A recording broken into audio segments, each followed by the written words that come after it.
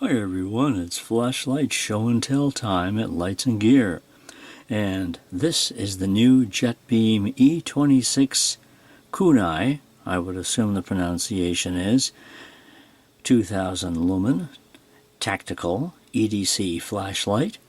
It's the first Jetbeam light I've owned in quite some time, and I kind of like it. It has some nice features, and on the side here, just a little brief bit of information concerning the beam distance at 165 meters and 2 meters underwater and 1.5 meters impact resistant.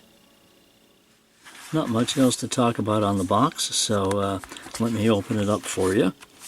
And here's the user manual. Set that aside for a second. Little diagram here on what you will basically see on the light. And here's the little boy right here, Jetbeam, and on the back it says E26 Kunai. And there's a sticker here. You can probably pull this off if you want.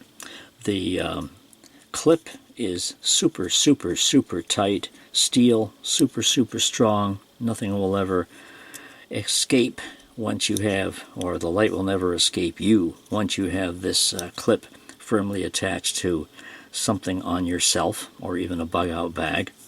Let me just go digging here further into the box, and you'll see the little accessories that it comes with, mainly this lanyard, pretty standard, and it is USB rechargeable, so here is your USB-C cable.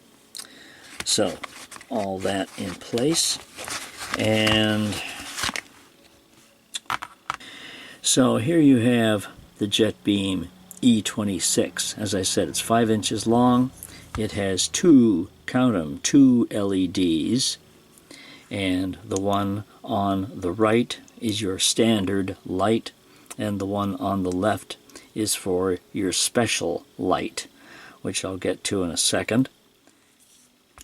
Also, something interesting to make note of on the bezel itself. If you can see here, and maybe you can or can't, it's a little bit raised on either end, or either side if you will. So right here there's a little bit of a raise, and if you look really closely, right here you have these 4 zirconia ceramic beads on the top of the bezel, which is to be used as a striking tool or to break glass or something of that nature. So those are what those are on either side, on either end rather, of the bezel, which is kind of cool. The dial switch here is how you change the modes, and the center switch is to basically turn it on and turn it off, and then you can turn the dial switch to whatever mode you want.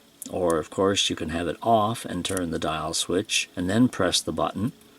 There's also a tactical switch on the base, which also clicks, or it can be used momentarily. So if I give it a light press like that, you'll get instant light, or you can click it in for constant light. And the only mode you get from this tail switch is turbo mode. So we'll get to the modes in a second as well. Over here on the far left, it'll lock it out. So that's your locking switch. Turn it to the locked position, and you can press the button until you're green in the face, if that's entirely possible, and no light will ever come out the front. So unlock it, of course, to just dial the switch to the right, and the first position is standard light. When it's on, you will press and hold, and that will cycle through the modes: low, medium, high, turbo, and back to low again. If you have it on or off and turn the dial again to the right, you'll switch to the other LED, and the first position here is for ultraviolet light.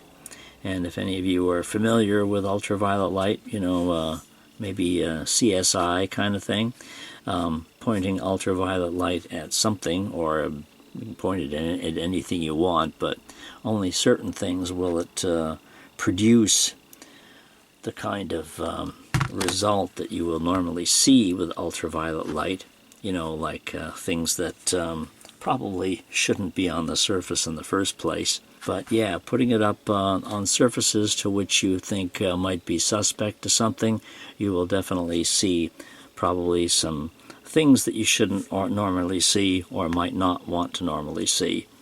So that's your UV light, ultraviolet. And then one more click to the right will get you a beam pointer, a green laser beam pointer. And some people get a big kick out of that. So there's your green laser pointer, and that goes, you know, as a laser pointer will, that'll go a fairly long distance, of course.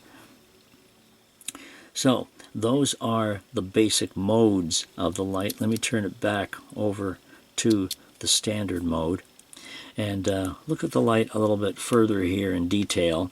As you turn it around, you'll see these nice gripping, nice area here for gripping the light, even with wet hands or not. And I guess it probably has these areas here for perhaps a cooling effect or dissipation of heat, but it does get extremely hot on turbo mode. If you turn it on turbo and hold your hand on it for less than even 30 seconds, it will start to get pretty hot. So that is one thing to keep aware of, that turbo does make the light pretty darn hot, pretty darn fast. Although the manual claims that it should run about an hour on turbo mode. I haven't tested that, but I'm a little bit skeptical of that. But I will get into more details of the construction and the features here in a minute.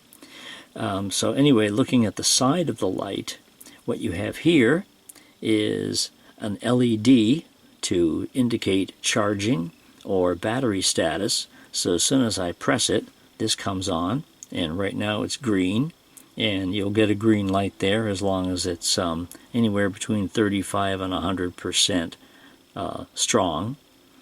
And if it's red, it means it's under 35%, and if it flashes red, then it's telling you to charge the battery. So the battery is internal, so there's nothing to ever remove or to change out. All you do is plug the USB-C into the port there, and of course that's how you start charging it. As soon as you plug this in, you'll get a red flashing light right there. The little LED will flash red right here, and as soon as it's finished, it'll turn solid green. Let me point your way to the manual here, and we'll look at a couple of statistics. It does have some nice features, if you can make some of these out here, regarding, of course, the basic construction. It has the constant current circuit to keep the output as well, as constant as possible.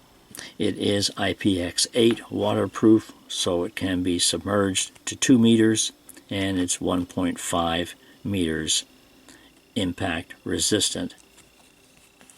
And your specifications down here.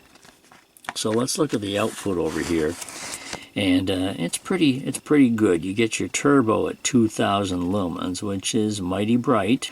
700 lumens on high, 300 on medium, 15 on low, and the ultraviolet light is 1300 MWs, and you get your green laser. Oh yes, and it also has strobe.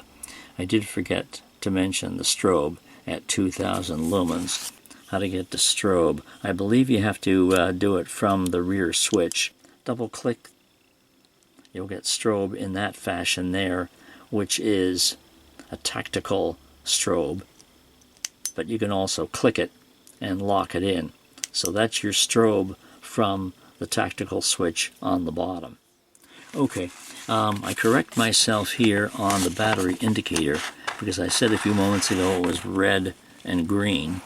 It's green for the 35 to 100, and then it actually becomes orange if it's between 15% and 35%, and then it'll be red if it's less than 15. So there are 3 colors on the battery voltage indicator. All right, let me turn it on the basic mode and just give you an idea here of the beam which you would see in basic operation. And here is the low mode, and it has a nice uniform beam without any craziness or artifacts or whatever. It's a nice unified center beam, and has pretty good distance range as well, beam distance, throw distance. So this is low, and press and hold, you have medium, and press and hold again, you've got high, and press and hold again, you've got turbo. So it's very easy to operate.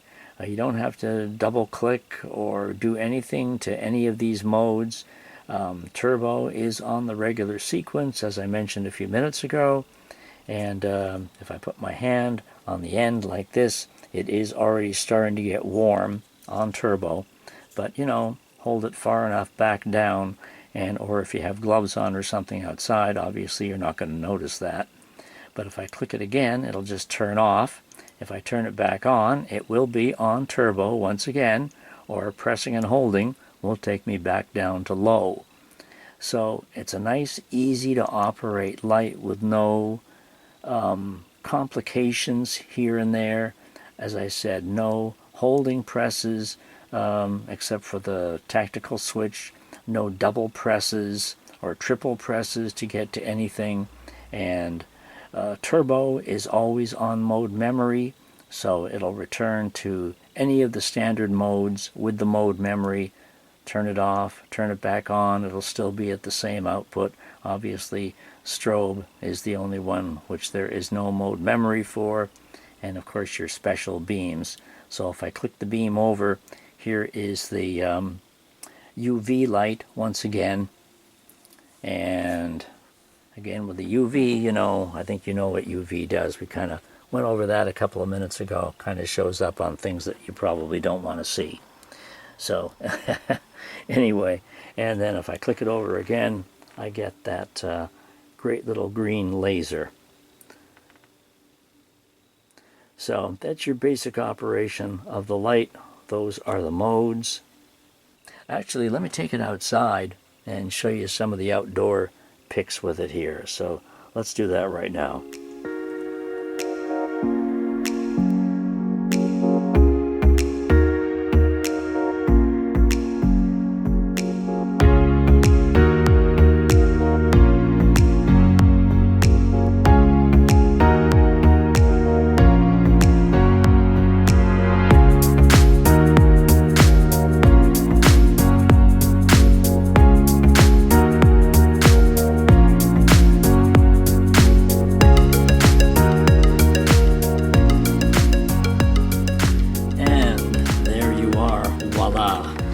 So, E26, the Kunai from Jetbeam, is a fine light for whatever you need a fine flashlight for.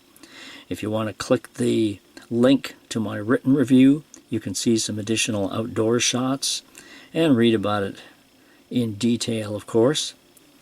And you can leave any comments or questions in the below, and we'll talk about the light that way. Any situation where you need a nice cool flashlight, and certainly one that will attach to any item that you might be wearing or carrying, the 26 here, the E26, is certainly a capable flashlight for that. It comes in various colors. I didn't mention that before.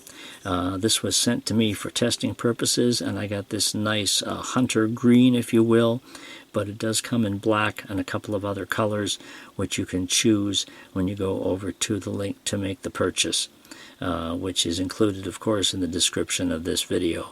Anyway, thanks for watching today. Hope you liked the E26 from Jetbeam. Any questions, let me know, and we'll see you again at some point in the future. Take care. Have a great day. Bye.